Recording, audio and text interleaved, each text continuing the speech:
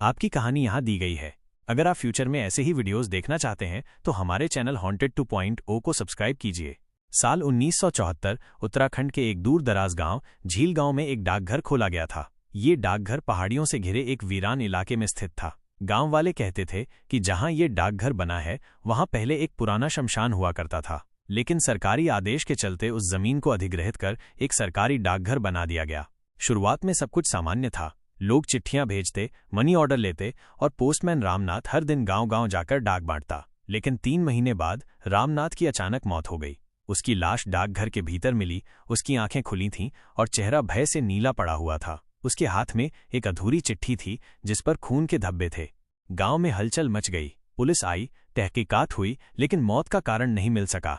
रामनाथ की मौत के बाद एक और पोस्टमैन सुरेश को नियुक्त किया गया, लेकिन 1 हफ्ते के अंदर वो भी गायब हो गया। उसकी साइकिल डाकघर के बाहर पड़ी थी, लेकिन अंदर कोई नहीं था। कुछ लोगों ने बताया कि उन्होंने रात को उस इमारत से किसी महिला के रोने की आवाज सुनी थी। गांव वालों ने उस डाकघर को मनहूस कहना शुरू कर दिया। लोगों ने चिट्ठियां भेजना बंद कर दिया। सरकारी अफसरों ने डाकघर को बंद कर दिया और इमारत को ताले में जड़ दिया गया। लेकिन अफवाहें बंद नहीं हुईं। साल 2022 एक पत्रकार नेहा त्रिपाठी, जो अलौकिक घटनाओं पर रिसर्च करती थी, झील गांव पहुंची। उसे उस पुराने डाकघर की कहानियां इंटरनेट पर पढ़ने को मिली थीं। नेहा का उद्देश्य था उस डाकघर की सच्चाई को उजागर करना।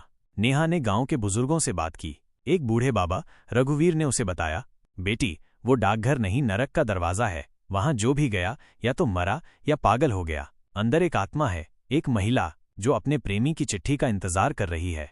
नेहा हंस पड़ी। बाबा, आप तो कमाल की कहानी सुनाते हैं। बाबा ने गंभीर होकर कहा, अगर तू गई उस डाकघर के अंदर तो तेरी हंसी हमेशा के लिए बंद हो जाएगी। नेहा त्रिपाठी को गांव आए अब 2 दिन हो चुके थे। सुबह का सूरज धुंधली सी रोशनी के साथ निकला था, जैसे खुद भी डर रहा हो उस वीरान इमारत से जिसे गांव वाले भूतिया डाकघर कहते थे।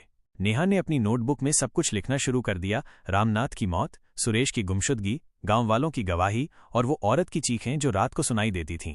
नेहा ने तय किया कि अब समय आ गया है उस डाकघर के अंदर कदम रखने का। उस रात करीब रात के 11 बजे नेहा ने अपना टॉर्च, कैमरा और रिकॉर्डर लिया और चुपचाप उस बंद डाकघर की ओर बढ़ गई। डाकघर की ईंटें काली पड़ चुकी थीं, दरवाजे पर सरकारी ताला लगा था, लेकिन उसके ऊपर मकड़ियों के जाले और पुरानी जंग लगी हुई जंजीरें बता रही थीं कि दशकों से कोई इंसान अंदर नहीं गया।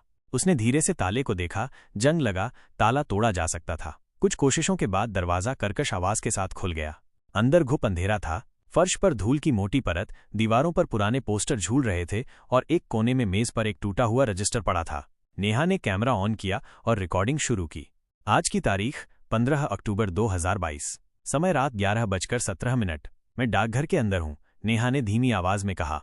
वो टॉर्च की रोशनी से दीवारों को देखती रही। अचानक एक कमरा दिखा जिस पर लिखा था, निजी कमरा, केवल पोस्टमास्टर हेतु। नेहा ने धक्का दिया। दरवाजा चरमराया, लेकिन खुल गया।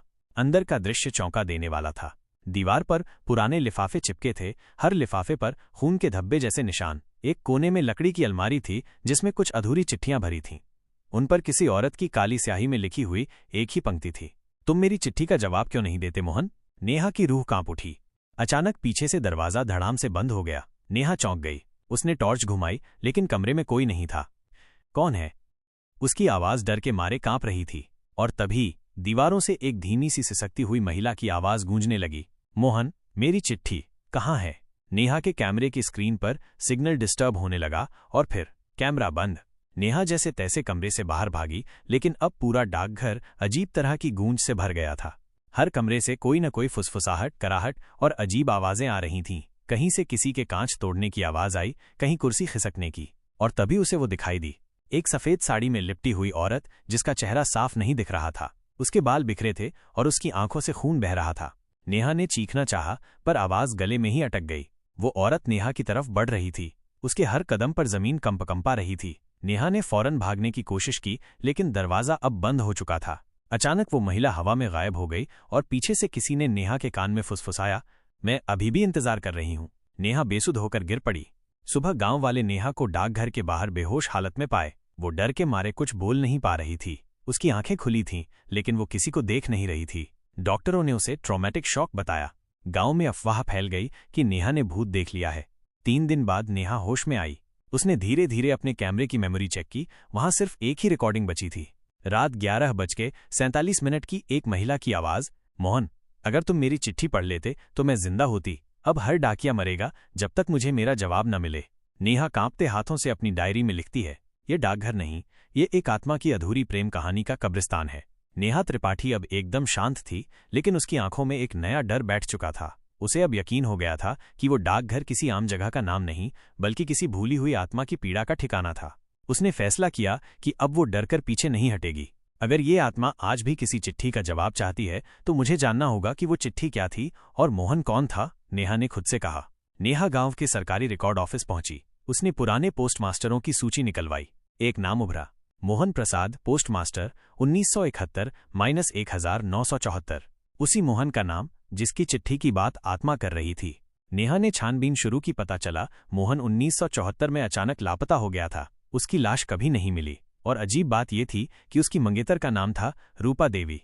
गांव वालों की बातों से पता चला कि रूपा एक सीधी सादी लड़की थी जो रोज डाकघर में मोहन के लिए खाना लेकर आती थी। लोग कहते हैं उन दोनों की शादी तय थी, लेकिन शादी से कुछ ही दिन पहले रूपा की मौत हो गई। उसने कुएं में कूदकर आत्महत्या कर ली थी। नेहा रूपा की मौत के रहस्य को और गहराई से जानने के लिए गांव के बुजुर्गों के पास पहुंची। एक बहुत बूढ़ी दाई चंपा मौसी ने बताया, बिटिया, वो चिट्ठी रूपा रोज मोहन के लिए लिखती थी। वो चाहती थी कि मोहन नौकरी छोड़कर उसके साथ शहर चले, लेकिन एक दिन वो चिट्ठी कभी मोहन तक पहुंची ही नहीं और उसी शाम रूपा मर गई। चिट्ठी कहाँ गई, नेहा ने पूछा। किसी ने कहा वो डाकघर के लॉकर में रखी रह गई थी और तब से उसकी आत्मा उसी चिट्ठी का इंतजार कर रही है। अब नेहा के पास एक ही रास्ता था, डाकघर के पुराने लॉकर रूम को खोजना। उसने रात में एक बार फिर डाकघर में घुसने का फैसला किया। इस बार उसने अपने साथ गांव के 2 युवकों को लिया, अर्जुन और दीपक। दोनों थोड़े डरपोक थे, लेकिन नेहा के जज्बे के आगे तैयार हो गए। रात 12:10 बजे वे डाकघर में दाखिल हुए। टॉर्च की रोशनी में लॉकर रूम खोजते हुए उन्हें एक पुरानी लोहे की अलमारी मिली, बिल्कुल बंद और जंग लगी हुई। उसे खोलने के लिए हथौड़ा और लोहे की छड़ें लाई गईं। जब अलमारी टूटी, अंदर से पुरानी चिट्ठियों का एक बंडल गिरा। नेहा ने एक एक चिट्ठी देखी। उनमें से एक चिट्ठी पर लिखा था, प्रिय मोहन, मैंने अपने सपनों में तुझसे एक घर बसाया था, पर अगर तू मेरी बातों का जवाब नहीं देगा तो मैं समझ जाऊंगी कि मेरा प्यार अधूरा है। अगर मेरी चिट्ठी तुझ तक नहीं पहुंची तो ये जिंदगी भी अधूरी रहेगी। रूपा। चिट्ठी की स्याही धुंधली थी, लेकिन अब भी शब्द कांपते हुए दिल को छू रहे थे। और तभी कमरे की रोशनी गुल हो गई। टॉर्चें झपकने लगीं। दीवारों से फिर वही सिसकियां गूंजने लगीं। मोहन, मेरी चिट्ठी। अर्जुन और दीपक डर के मारे बाहर भाग गए। नेहा वहीं खड़ी रही, चिट्ठी हाथ में लिए। तभी अचानक एक तेज ठंडी हवा चली और रूपा की आत्मा सामने प्रकट हुई। उसकी आंखों से आंसू की जगह खून बह रहा था। उसने हाथ बढ़ाकर चिट्ठी की तरफ इशारा किया। नेहा कांपती हुई बोली, रूपा, ये रही तुम्हारी चिट्ठी। मैं इसे मोहन तक पहुंचाऊंगी। मैं तुम्हारा जवाब लेकर आऊंगी। आत्मा कुछ देर तक देखती रही और फिर हवा में विलीन हो गई। नेहा अब जान चुकी थी कि आत्मा मोहन के जवाब के बिना मुक्ति नहीं पाएगी। लेकिन अब सबसे बड़ी पहेली थी, मोहन गया कहाँ था? क्या वो मरा था या अब भी कहीं जिंदा था? उसने फैसला किया कि अगली सुबह वो मोहन के परिवार को खोजेगी। नेहा ने तहसील कार्यालय, पुरानी जनगणना सूची और गांव के रिकॉर्ड्स खंगाले। आखिरकार उसे एक नाम मिला, अजय प्रसाद, पुत्र मोहन प्रसाद, वर्तमान निवासी देहरादून। नेहा ने एक बार फिर अपने बैग में चिट्ठी रखी, कैमरा उठाया और देहरादून की ओर रवाना हो गई। शायद वहां उसे मोहन के बारे में वो सच मिले जिसे 48 साल से कोई जान नहीं पाया। लेकिन उसे नहीं पता था कि जैसे ही वो देहरादून जाएगी, उसका सामना केवल मोहन से नहीं बल्कि और भी भयानक राजों और आत्माओं से होने वाला है। नेहा त्रिपाठी अब इस रहस्य में पूरी तरह उलझ चुकी थी। रूपा की आत्मा, वो अधूरी चिट्ठी और अब मोहन, जिसके बारे में सब कुछ रहस्यमय और धुंधला था। अगली सुबह वो ट्रेन से देहरादून के लिए रवाना हुई। चिट्ठी उसके बैग में रखी थी, मानो किसी पवित्र चीज की तरह। ट्रेन की खिड़की से बाहर पहाड़ और जंगल गुजरते जा रहे थे, लेकिन नेहा के भीतर एक बेचैनी पल रही थी। देहरादून पहुंचते ही उसने अजय प्रसाद का पता ढूंढना शुरू किया, मोहन प्रसाद का बेटा। बहुत मुश्किल से एक पुराना पता मिला, एक बस्ती के छोर पर एक बूढ़ा सा घर, जिसके बाहर पीपल का बड़ा पेड़ खड़ा था। नेहा ने दरवाजा खटखटाया। कुछ देर बाद एक बूढ़ा आदमी बाहर आया, झुकी हुई कमर, पतली सफेद दाढ़ी, कांपते हाथ। जी अजय प्रसाद? नेहा ने पूछा। बूढ़ा आदमी बोला, जी आप कौन? मुझे आपके पिता मोहन प्रसाद के बारे में बात करनी है। उसकी आंखों में अचानक अजीब सी चमक आई। उसने दरवाजा खोलते हुए कहा, अंदर आइए। नेहा अंदर गई। घर पुराना था, दीवारों पर तस्वीरें धूल से ढकी थीं। एक कोने में लकड़ी की अलमारी थी जिसमें पुराने कागज और फाइलें भरी थीं। अजय बोला, पापा अब इस दुनिया में नहीं है। उनका 2011 में देहांत हो गया था। क्या वो अपनी प्रेमिका रूपा देवी को याद करते थे? अजय ठिठक गया। उसके हाथ रुक गए। रूपा? उसने गहरी सांस ली। पापा का अतीत एक दर्दनाक कहानी थी।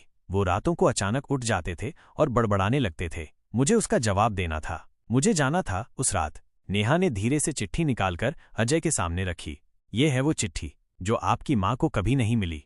अजय ने कांपते हाथों से चिट्ठी को खोला, पढ़ा और उसकी आंखों से आंसू बह निकले। पापा इस चिट्ठी का जिक्र किया करते थे, पर कभी दिखा नहीं पाए। उन्होंने कहा था कि वो उसे खो बैठे थे, लेकिन अब लगता है चिट्ठी उन तक पहुंची ही नहीं। नेहा ने जब डाकघर की घटनाएं बताईं, आत्मा की मौजूदगी, बंद कमरा, खून से सनी चिट्ठियां, रूपा की आत्मा की फुसफुसाहट, तो अजय सन्न रह गया। क्या आप उस आत्मा को मुक्ति दिलाना चाहती हैं? अजय ने पूछा। हाँ, लेकिन उसके लिए मुझे मोहन जी की ओर से एक चिट्ठी चाहिए, एक उत्तर जिससे आत्मा को सुकून मिले। अजय कुछ देर चुप रहा, फिर उठकर एक पुराना बक्सा खोला। अंदर एक अधूरी डायरी थी, मोहन प्रसाद की लिखी हुई। उसके पन्नों में एक चिट्ठी अधूरी पड़ी थी जो कभी पोस्ट नहीं हो पाई थी। उसने वो चिट्ठी नेहा को दी। नेहा ने वो चिट्ठी पढ़ी।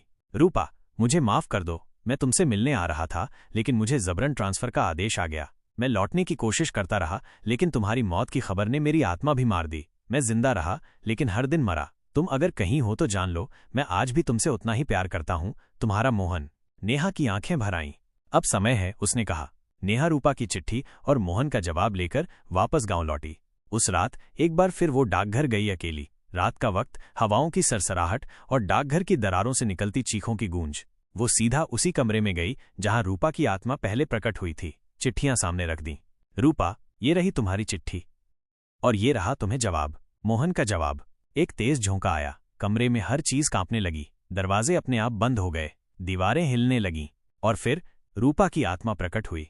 इस बार उसका चेहरा शांत था, आंखों से खून नहीं, आंसू बह रहे थे। उसने दोनों चिट्ठियां अपने हाथों में लीं। पढ़ते पढ़ते उसकी आंखें और चमकने लगीं। फिर उसने नेहा की ओर देखा और पहली बार मुस्कराई। धीरे धीरे उसका शरीर हवा में ऊपर उठने लगा, जैसे कोई पिंजरे में बंद परिंदा अब आजाद हो रहा हो। अब मैं मुक्त हूं, उसकी फुसफुसाहट आखिरी बार सुनाई दी और रूपा की आत्मा हवा में गायब हो गई। उसके साथ वो चीखें, वो दरिंदगी, वो सिसकियां, सब खत्म हो गई। अगली सुबह गांव वालों ने चौंक कर देखा। डाकघर की दीवारें फिर से चमक रही थीं। पुराने धब्बे मिट चुके थे।